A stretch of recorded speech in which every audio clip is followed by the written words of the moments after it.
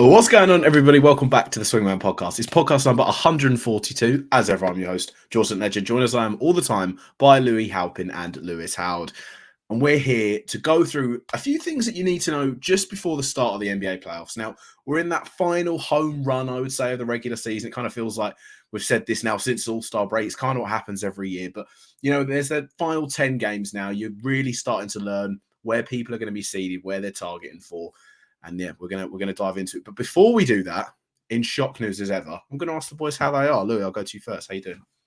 Yeah, all good, mate. It's we're doing this. I think that whenever I answer this, it's usually just in terms of when we're recording. We've got a relatively late night record sessions. I've just been to the gym, feeling pumped, feeling amped. Pump on. Yeah, exactly. So I'm raring to go, mate. All pumped up. Howard, how are you? Are you in the same? Have you just had a pump, or are you kind of like you just I'm a bit lethargic, or the opposite side of that? I actually instead of doing some physical activity to get prepared, I actually listened to the second one of LeBron and JJ Redick's new podcast. Ooh. So that's another different way of getting higher learning. Yeah, I've just eaten, so I'm feeling very lethargic and not like I haven't listened to the new LeBron one. I've not gone for a pump. I am that's how I'm coming into this one. But I think there's a lot to. If we're going to jump straight into it as well, I think this is going to be titled like 5 things to learn before the playoffs or to keep your eye on or something like that. But there's any which way we can go about it, talking about teams within the East or the West. But I kind of feel like we should break it up. We should talk about like the top performers who we kind of know what they look like by now. But there is some late sort of rises and surges coming in. And I want to start off by talking about the Houston Rockets, because they've been on a bit of a tear recently, even with Sengun going out. I think they're 9 straight wins now, maybe 10. I can't remember what one it was. Jalen Green's been at the forefront of that for them. Where do you see, like, if Sengun does come back into this fold, are the Rockets like a dark horse almost, or is it just they've hit a purple patch at this time of the season and it's nothing really to take into account? How would you stand on it? I mean, I feel like calling them a dark horse. I don't think anyone really thinks they'd be making any waves if they did get into the postseason. I think it's purely a discussion on will it basically be them or the Warriors probably for that last playing spot, because the Lakers have probably got enough of a bit of a gap and they're looking pretty decent. So I'd expect them to be fine. But as you say, I think the real questions about it now are with Sengun being out and how well they've performed. What do the Rockets look like when Sengun comes back? And because at the moment, I know a few narratives people throw around like, maybe focusing more on Jalen Green and Sengun being out is actually a good thing, and you bring into questions about Sengun. No, I think that's the wrong way to look about it. It's basically, you've seen Jalen Green with a bit more responsibility put on his shoulders. You need to look at it on more of the positive side of when Sengun comes back, what them two could potentially look like together. Yeah, I don't know. Maybe I haven't into it enough to see like what they were doing wrong, maybe what they could change with them too. But it's more of a positive than a negative of like people bashing, Sengun shouldn't be given the limelight now, or Jalen Green, it's just a purple patch or something. No, you should look at both as positive things. And I do think the way it's going at the moment, I'm sure we'll talk about the other team I mentioned. They look like they are going to be the team that takes that last playing spot. But, even though there's only 10 games left, I feel like every podcast we do, the other team, I'm just talking about the Warriors now. I think the podcast before, I said, the one before that, I thought there was no chance. But now they're doing a lot better. And now we come back to this one, and they're doing about what I thought they were doing a couple of podcasts ago. So Golden State's just a strange one for me. Yeah. I'll go on the Houston side more than the Golden State, because we have talked, I think probably more than any other team, we've talked about the Golden State Warriors. It's been such a fascinating crumble. I think the Rockets may be a little bit of a benefit of a schedule. I just kind of looked at the games that they've like sort of won in this stretch. And to me, the hardest games they've got there. So since they lost to the Clippers, they've had the they've had the Trailblazers, they've had the Kings, Spurs, Wizards twice, the Cavaliers, the Bulls, the Jazz, and then the Blazers again. So it's not particularly stiff competition. You can only play beat what's in front of you, right? Exactly. But you would say that they've probably been a bit of a beneficiary from the schedule.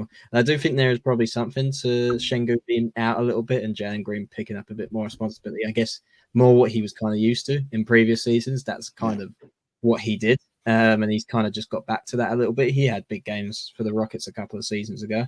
But I think it's not, they've got a good young core. And I think also it's allowed Jabari Smith Jr. to play a bit more minutes at the 5, and he spaces the floor quite well. It's just a different way of playing, basically. And we saw this with the Cavs as well, who have kind of tailed off a bit again, where if you simplify things a little bit, when there's, just one guy who is getting his shots off and he's the primary person, whereas Şengün, Jalen Green, you've got Fred VanVleet there as well, who's probably going to be one of the shots, and Jabari as well. I think it's just simplified and they've had an easier schedule, if I'm quite honest. But it's nice to see. I mean, as well, they're coached by Ime. And we remember when he was coaching the Celtics, his solitary season, they sort of started off a bit mixed and then they finished the season strong. So I think there's something to that with him. I think he's a really good coach. So I think there's good signs from them to take forward. But it'd be fun to see them in the playoffs. And I think it'd just be better than the Warriors, because I feel like the Warriors is just like, they just look tired. It's like the new young thing. I'm not sure if I'd say it'd be better to see them than the Warriors. I think the Steph show, the whole thing with the Warriors. Steph against LeBron is probably what they want, Steph right? against LeBron is going to be the one that's going to be nice. Yeah. I mean, I know the Warriors and the Rockets are going to play each other in like 3 games time, so that's going to be a massive game as well. Just also mentality wise going into that, because players are going to talk about that. For damn sure that Draymond Green's going to have a little chip in his ear around Jalen Green's side, both the Greens matching up there. But if I'm honest, if I was going to sit there and pick my one of who I think is going to end up making the playoffs, I do think the Warriors, even though they're 9-1 in comparison to 4 and 6, I'm going to take the Warriors on this one just down that stretch. But I mean, I didn't think it'd be this close. I didn't think they'd be running them pretty much the final few games of the season to lock that play-in spot in. But I mean, I think it's something to take away from it. It's that the Warriors are far from safe, and just to kind of keep on the Western Conference here and where we've got in this playing situation. Obviously, we're recording after that double overtime Lakers win against the Bucks, one of the best regular season games this season. Coming out of that one, what's your key takeaways from that Lakers win over the Bucks? Did it worry you more on the Bucks' sense that they couldn't beat a Lakers team without LeBron? Or is it more impressive on the Lakers side that they show that they can beat? And I mean, the Bucks haven't been what we thought potentially they would be this year in the regular season, but let's make no mistake about it, they're still one of the top sort of 3-4 sides in the NBA. Where does this game land you on your sides for both of these teams? I think one thing that gets brought up with the Bucks a lot that I think I went back and watched games. Obviously, I couldn't watch them live because it was so late over here. But one thing that I took away from it that I think has been something that people bring up a lot with the Bucks and with Giannis, obviously, even though it shouldn't really be a problem, but the closing out of games, I know there was the whole narrative of, Dame's here now, he'll take over the closing, so that, the problems that people bring up, obviously, with Giannis and the free throws isn't an issue. And I think it was either the first overtime or the ending of regulation where Giannis was doing more of that deferral, and then in the second overtime, I think he started taking up the mantle. And I think there's still that question marks over the confidence that the Bucks have when it comes to closing games. And it's weird because I don't think it should be as much of an issue as maybe people perceive it to be. But it'd be interesting to see if that manifests in the playoffs. And also because we talked about the play-ins for the West. The play-ins for the East could potentially be very, very difficult first-round matchups for the Bucks and the Celtics, because you potentially got a Sixers with Embiid back, or especially for the Bucks, I think, a Miami Heat team that maybe has a bit of a psychological edge over them, and you don't want any of those little things eating away at you when it comes to crunch time against teams like that, even though they should be the better team. It's the playoffs and people talk about Jimmy Butler and Heat culture and all that kind of thing. So they're just things you want to iron out before it gets to that stage. I think I do think they've been better since Doc has taken over, and the record wouldn't suggest so. even if you compare it to what Adrian Griffin had. But I do think they've been a little bit better defensively. So that's something. I do think there is still an issue with the late game offense. It's hard for me to see past the Celtics in the Eastern Conference, just in the Eastern Conference in general. I just feel like it'll be such a landslide, and the Western Conference is just a lot more interesting to me. But those first round matchups are pretty tasty, you would think, right? I do think there'd be a psychological edge to that Miami Heat series. But wouldn't you want to vanquish that early on, get that out of your system, and maybe then they can sort of go from strength to strength there? But there is always a question mark, I guess, with Doc and the playoffs. And that's kind of the thing that's getting with me, is that late game offense, like you mentioned. Will Dame, if there's, they're playing against some really good guards, that's going to be something that's going to be exploited, obviously, and how can they manage that? I think there's just a few too many question marks for me to really get behind them at this moment in time. So that's where I am on the Bucks. On the Lakers, I've always thought they've had quite a decent overall roster. When people are saying, they need to make a trade, this, that, and the other, I thought they came into the season having had a good off season personally. I just think they've had some injuries, and I don't think the coaching's been great for the majority of the season. I think it's quite telling that LeBron and AD have had really good seasons, really. Particularly AD, I think, has been fantastic all season. He'd be in my All-NBA. So would LeBron probably, actually, which is crazy because they're in the ninth seed.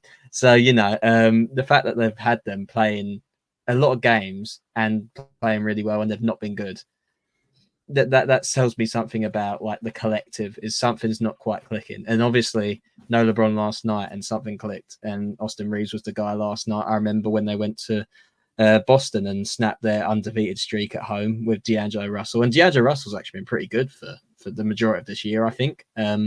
So I do think they have an overall good team, and I think they could cause teams a lot of issues because AD with the size, someone like, say, the Thunder, they would have issues with someone like AD because they don't rebound well. They don't have sort of like that size, and they have Chet Holmgren, but they don't have anyone else who's got that size comparatively to him.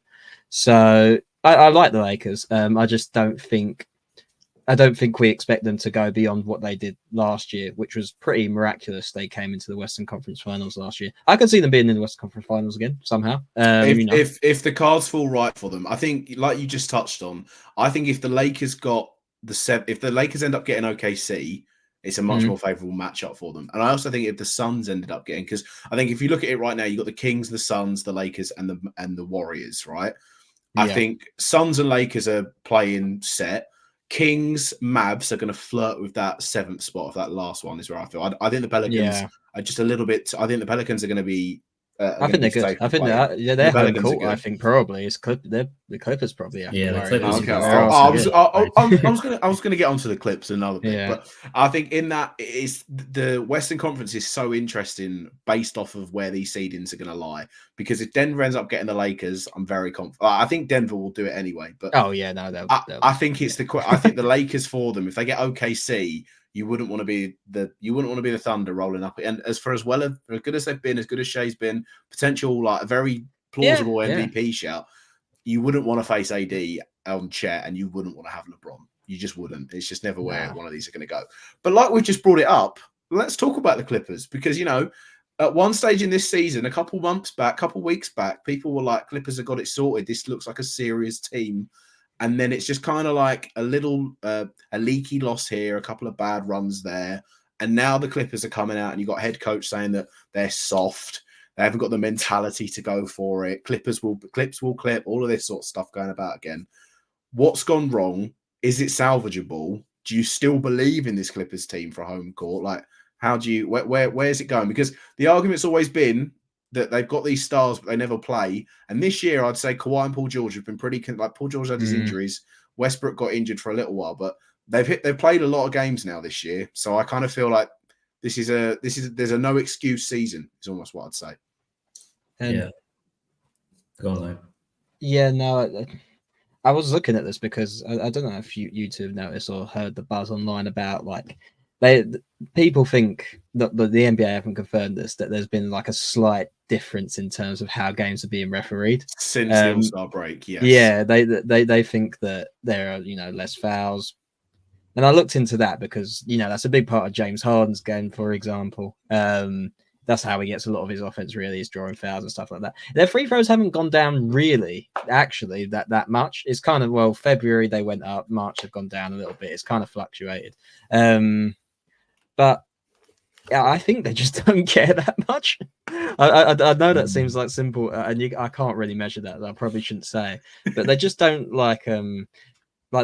They had the game against the Pacers, right, which they should be winning because the Pacers aren't very good. They haven't been very good this year, to be honest, since Halliburton came back from injury. They just came out and they had no energy. They just don't really look like they're that bothered about this late stretch in the regular season, which they should be because they've never done a regular season really fully. And I just don't know how they can switch that on. I do think they miss Russell Westbrook, if I'm honest, in terms of injuries. I think he gives them that portion, that energy. But do I trust him? I don't think I've ever really trusted him, if I'm quite honest. I've obviously always trusted Kawhi, and I think he comes alive in the playoffs as well. No playoff P? No, yeah, to a certain extent, sometimes not. But I do have more faith in him than someone like James Harden, for example. I think that Pelicans-Clippers matchup is a bit tasty. If they can get through that, I'll maybe have a bit more faith because if Zubac can handle like a Valanciunas, a Zion front court with a bit of Ingram thrown in there as well, or if they go small, they can put Larry Nance out there, and as well, someone like James Harden, can he handle like on ball, like for Herb Jones, one of the best on ball defenders in the league, like Trey Murphy. They've got a lot of good players, and I think that could be a real gauntlet for them, if I'm honest. If of all of the first round matchups, and granted, I think if the Lakers got OKC, that would be my number one watch, is what I'd say. But outside of that, a Clippers Pelicans, because that could easily go 7, is how I'd see it. I could very much see that going 7 early doors, and that would be a great series of how it's going to come out. Yeah, I agree. Howard, how's your thoughts on that? Yeah, I think the main reason why, other than just people thinking generally the roster and the coach should be good, with the Clippers, their confidence in them this season was because we have had a full season where Kawhi has been, generally at his peak powers for most of the season, and that is, when you're checking off what's going to make the Clippers be a contender, that is point number one. Is Kawhi has to be back to being one of the best players in the world, and I feel like that's where he's been at this season.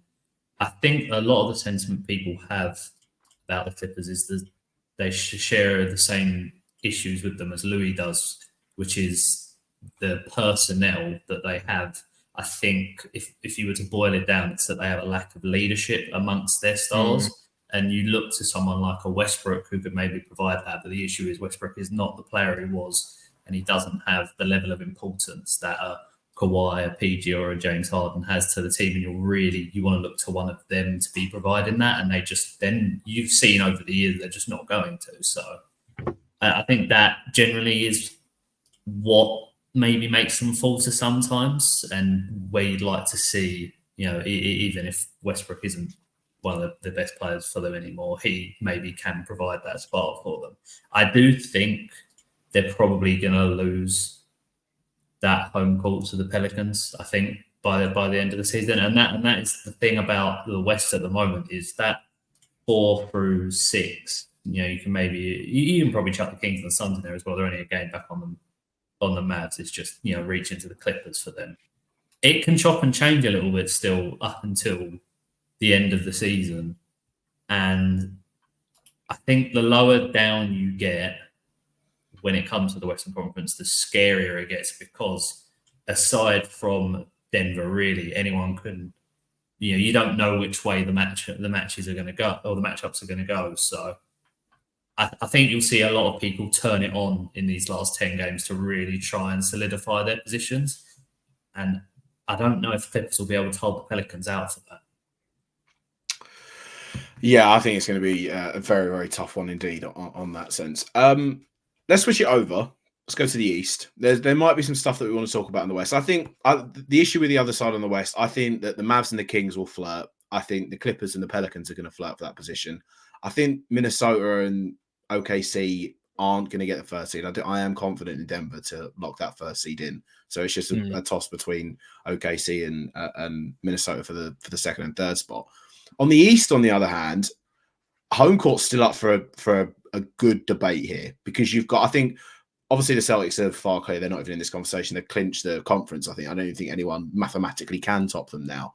But the Bucks are on 46, the Cavs are on 44, the Knicks on 43, the Magic on 42, and the Pacers on 41. I'm not going to put Miami and the Sixers on there. I know Embiid is expected to come back soon. He's a GDT for the games that's coming tonight, so he's not even on the injury reports now. I think they're going to ease him back in, build his fitness up ahead of the playoffs, which is ultimately what the best scenario could have been for the Sixers, to get him back with 10 games to go, not have to rush him in for a playoffs and all of this sort of stuff.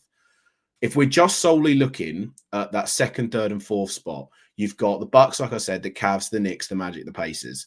Where would you land on what three teams are going to get these home court spots here? Do you think it's out of bounds for the Magic and the Pacers? Do you think it's going to stay as is? I'm curious to know your thoughts.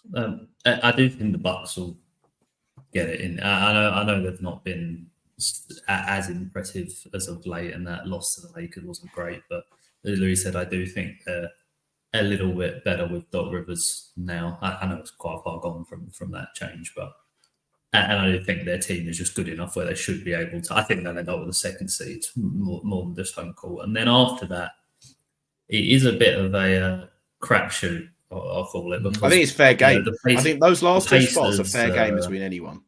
Yeah, the Pacers have had a bit of an uptick in the last few games. Halliburton looks like he's getting back to what he was doing towards the start of the season. But once again, do you have confidence in them, and especially the defensive side for them to secure a home court? No. To be honest, I know Randall went down, but I quite like the Knicks, to be honest. I think they'll get one of the home court spots. After that, if you were to put a gun to my head, I don't know the order of the Cavs and the Knicks, but I think I'd probably just stick with what it is at the moment for the home courts. But maybe that's just because I've seen the Cavs and Knicks as proven entities to maybe solidify those positions, whereas obviously the Mavs, even though we were all really high on the Mavs at the start, not the Mavs, the Magic, Christ, at the start of the season, we were all really high on them. Maybe it's just that inexperience. Maybe I don't think they'll be able to push that home court. But even if they don't, they're all going to be playing each other in the playoffs probably anyway. So it's not. Yeah. And that maybe you could say that's where the home court really matters. I don't know, but there's two unknown quantities. For me, looking at this, yeah, I agree. I think first and second is solidified. Obviously, Boston and Bucks. I think, and in these last that 3 and 4 seed, I think the Knicks are going to get the third seed. Out of all of these teams here, they are the most impressive to watch for me in terms of just one. I know that it's like the general meme that every guy on that team plays like 40 minutes a night and all of this stuff, but I think they've got their identity down the best out of all of them. I think they know their rotations well. I think that second unit is going to get even stronger because you're going to have Mitch Robinson come back into the team, and you'd expect then Hartenstein, who's done really well anyway, to then fold back into that along with Miles McBride, who's been really good anyway.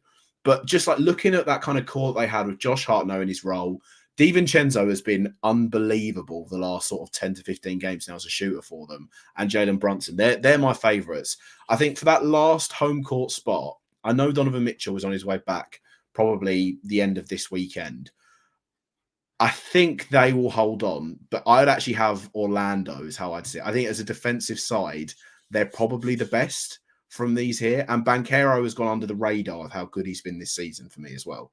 So the Pacers aren't it for me. I think Halliburton isn't healthy, and he's just been playing to try and get them into this spot and not have to play the playing games. And he doesn't look 100%. Yeah, you're going to go and label that one there. But I would have it as the Celtics, Bucks, Knicks, Magic, Knicks, Pacers. That's how I'd do it.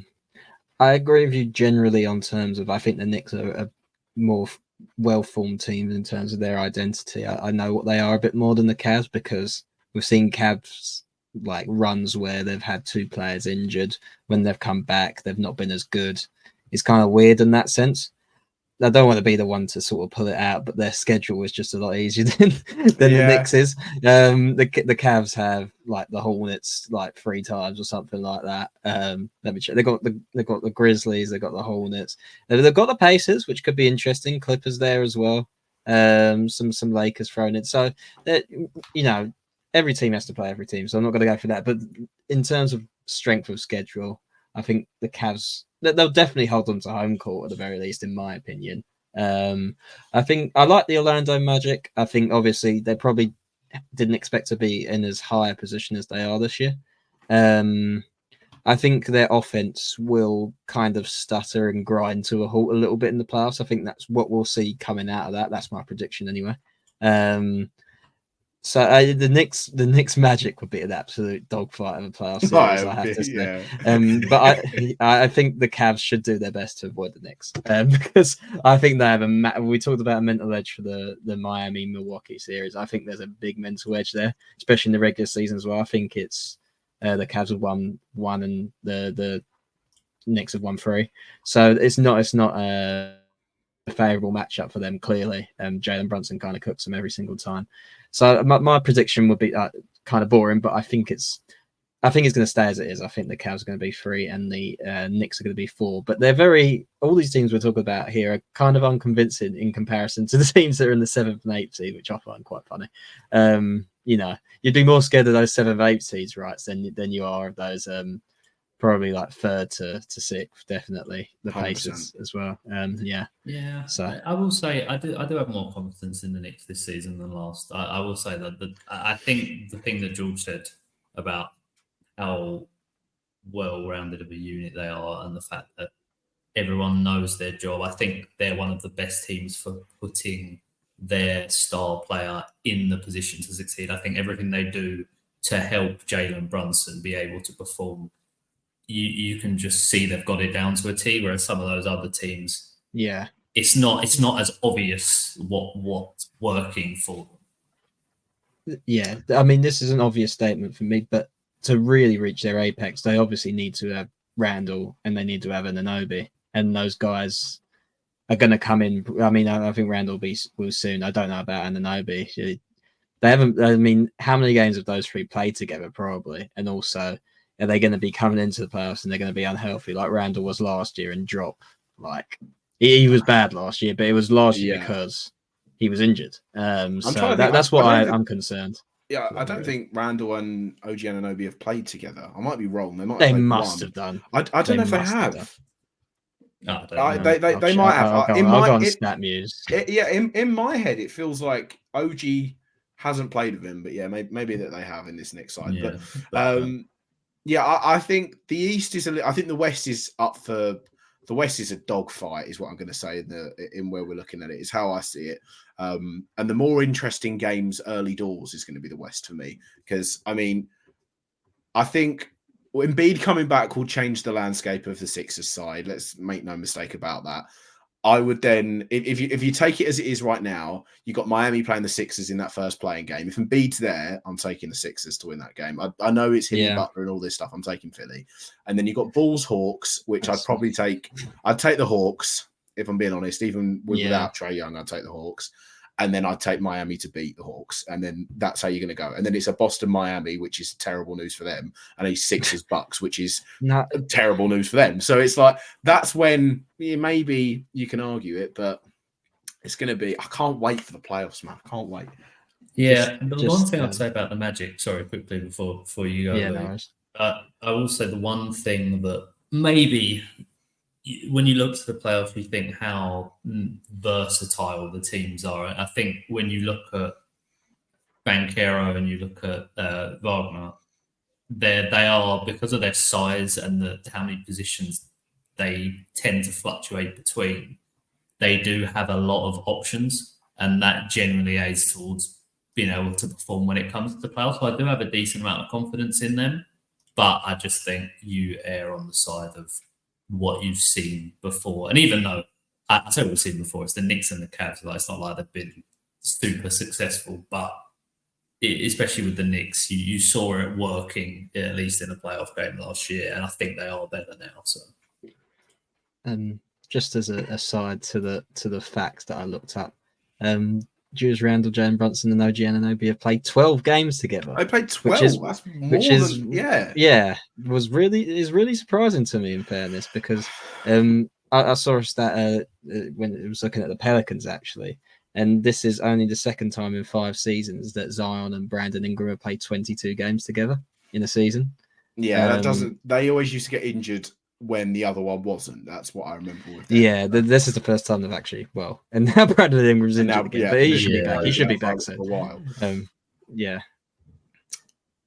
Okay, yeah, 12 games. I didn't think it had been that. I thought it might have been like 3 or 4, and I've just kind of blipped it. But 12 games. I will say as well, just I'm going to retort on you think that the Sixers will beat the Heat in the play, and I think I would probably side with the Heat on that one just a little bit. Really? With Embiid? Embiid in the playoffs. What are we talking there? Let's come on. Are we still doing this? For God's sake? Yeah, we are. I mean, until I see it, I can't say anything else. But even then, it's not even the. He was good in the playoffs last year. The problem was he was good in the first round, but that's the issue. And a couple select games, but that's the issue with Embiid. It's not. That's why I would give less. They played the first round of Brooklyn Nets. Yeah, well, this is my point. My point is, you can only beat what's in front of you, mate. You can only beat what's in front of you. The issue with Embiid isn't he's not going to perform against so and so team. I think the issue is when the games start racking up, and that's why I wouldn't be as worried about if he's healthy about the Heat game. It's the further you get in, and the fact they're starting and playing. I've got no faith in the Sixers, even with Embiid back, because I just think that it will just add up, and that war of attrition he always has in the playoffs will come back to bite. I think it wasn't really. I didn't mean to dig out Embiid. Really, it was just the side. It was more the fact that the Heat are just a different team in the playoffs, aren't they? They were rubbish. They were in the playoffs last season, and they managed to make the NBA Finals. So it's not really an insult. Yeah, I don't think the Heat have got the sort of depth that they had last year, though. When you had like, I don't know. Nah, you had Gabe Vincent coming out like an all-star point guard at points. But this is what I mean. Caleb Martin. No, and you had like Caleb Martin coming out and dropping like 35-point games. I don't see that happening in a series every game. So it is a different Heat. Maybe just don't know them. Yeah, in like 2 weeks, we're going to sit down and we'll probably do our like playoff bracket, and we'll sit there and we'll fight our case for each selection that we do. And they're one of my favorite podcasts that we do every year when we do this. So we will fight our corners then for it. But I'm sorry, the Heat are just nowhere. They're not the same side. I'm not having this Heat culture, Himmy Butler, and this is coming from a Jimmy Butler stan. It's every season, though. We say this every season, and they're just better in the playoffs. Well, one year it has to stop. It has to stop one year. I think the main thing this year, but this was the case last year, and they were fine. So that's why it feels so stupid saying it over and over again. But when I look at the matchup they could have in the first round this time, that's where I'm like, okay. Maybe this year. We said that last year, did we not? That's what I mean. That's why I preface it by saying it sounds stupid. So if Giannis falls on his arse again and gets injured for the whole season, then maybe that changes things, doesn't it? The funny thing on this is it isn't out of the realms of possibility. It's unlikely, but when we come and sit down and do this, there is a chance that both Miami and the Sixers are just in playoffs, and then the Magic and the Pacers or whoever could fall into it. Like there is 2 games between them, so it's not out of the possibility of happening. It's unlikely, but I think it'll be fun when we come and sit down to do that. But I think, unless you've got anything else that you wanted to touch on for some of these playoff teams, we should probably look at wrapping that one up there. Have you got anything else? I mean, at the end of the day, it's probably going to be Nuggets Celtics, isn't it? So we're trying to keep up the illusion of competition. Yeah, the rest of it though looks fantastic. Oh yeah, some of these.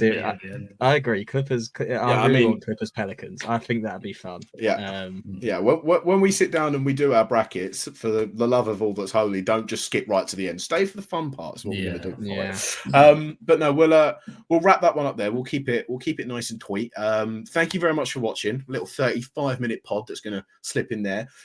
If you haven't subscribed to us over on our YouTube channel, what are you doing? Drop a sub down below. Leave a like on the podcast as well. And if you're watching this on audio, on Spotify, on Apple Podcasts, on Google, Deezer, wherever you listen to your podcast, leave us a review and drop us a sub there as well. It would help us out more than you could possibly imagine.